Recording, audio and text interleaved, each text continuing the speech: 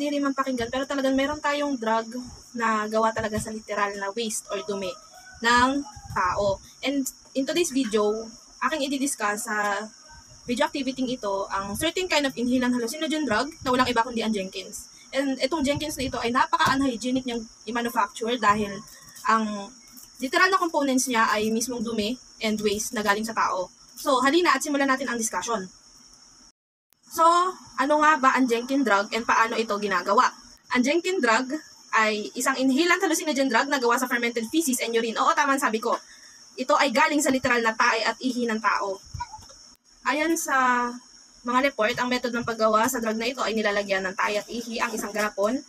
Then, sinaselyuhan ito gamit ang isang lobo at binibilad sa ilalim ng araw ng mga ilang araw o ilang oras para ito'y buruhin. Then, yung mga contents ng container ay maghihiwalay at magre-release ito ng gas na napupunta sa lobo na siyang ini-inhale ng drug user na nagre-resulta ng high euphoric effect at katumbas nito ang epekto ng isang tao na under influence ng cocaine. And maliban pa doon, ay nagkakos din siya ng hallucinations sa taong nag-i-intake ng drug na ito.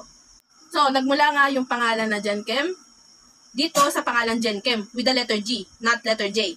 And itong Jenchem na ito ay isang tatak ng glue na naging generic na pangalan para sa lahat ng glue na ginagamit ng mga batang sumisingot ng glue dito sa South Africa. Specifically sa Nigeria at Zambia, na kung saan ay very common na itong mga kabataang ito na mag-consume ng mga kakaiba at napakamapanganib na mga bagay tulad ng butiki, dumi, lateral fumes, rubbish dump fumes, paint fumes, gutter fumes, dry cow dung na ginagamit nila para lamang maging high sila.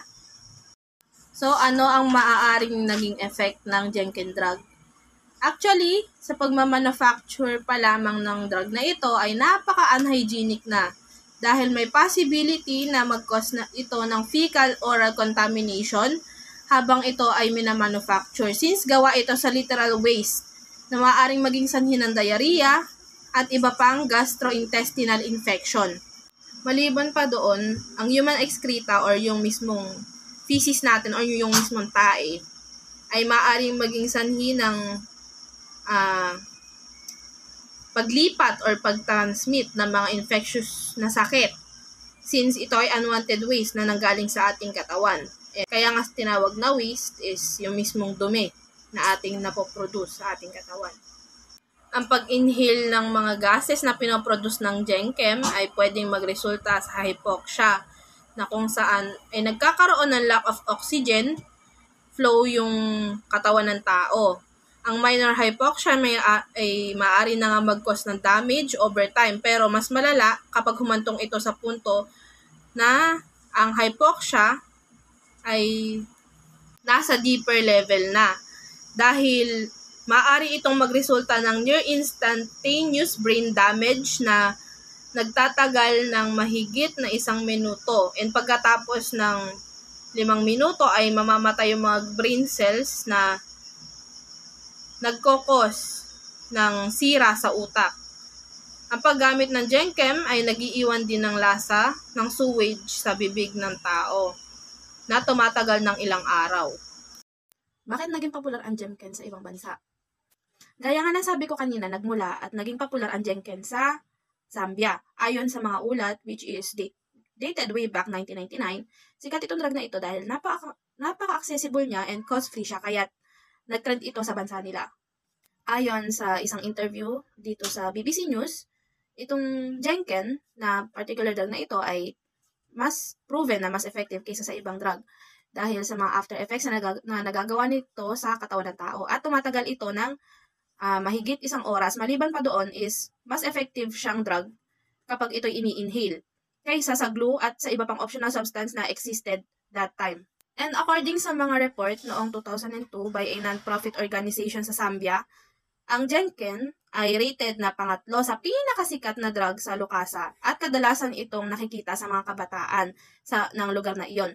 Kasama pa dito yung madalas na nare-report yung mga ginagamit na drug sa Lukasa ay ang daga or yung cannabis, glue, palkan, and yung petrol na nauulat sa Rapid Assessment Street Children of Lukasa. So, noong 2007, maraming lumabas na claim about sa junk and drug na naging popular sa mga kabataan, particular sa mga middle school and high school students daw sa Amerika. So, nagsimula ito noong nag-report ang isang magulang sa kanilang paaralan about sa pag-expose ng kanyang anak sa junk and drug na ipinakilala daw sa kanya ng kanyang mga kaibigan. At nung ito'y inimbestigahan, ito yung nadiskubre na itong information na ito ay nagmula sa isang post sa isang website na kilala bilang tutsi.com na may username na Pickwick. Nag-confess ang bata patungkol sa post na hindi ito totoong Jenken dahil hindi siya gumamit ng human waste sa paggawa nito. Instead, gumamit siya ng used beer, tubig, harina at tsokolate. At pinaliwanag niya rin na naintindihan niya ang consequences na kanyang ginawa sa pag-post. Kaya dali-dali niya itong dinilit para hindi na maulit ang nasabing nakakahiyang insidente. Sa kaparehong taon din na iyon, ay nai-report din ang ilang mga kaso sa paggamit ng Jenken sa Amerika dahil mahigit 2 ahensya ang nakatanggap ng report patungkol dito. Ayon sa isang particular na report ng columnist Washington Post, ayon kay Emil Steiner, ang spokesperson ng Drug Enforcement Administration, na naniniwala siyang mayroon talagang kaso ang paggamit ng nasabing gamot. At walang alanganin nga na itong paggamit ng nasabing gamot na ito ay napaka-illogical. And ayon naman sa isa pang spokesperson ng DEA sa Washington DC branch na si Garrison Courtney, ang paggamit ng Jenkins ay napaka-imposible na maging laganap dito sa US. Dahil ang drug na ito ay laganap lamang sa Afrika.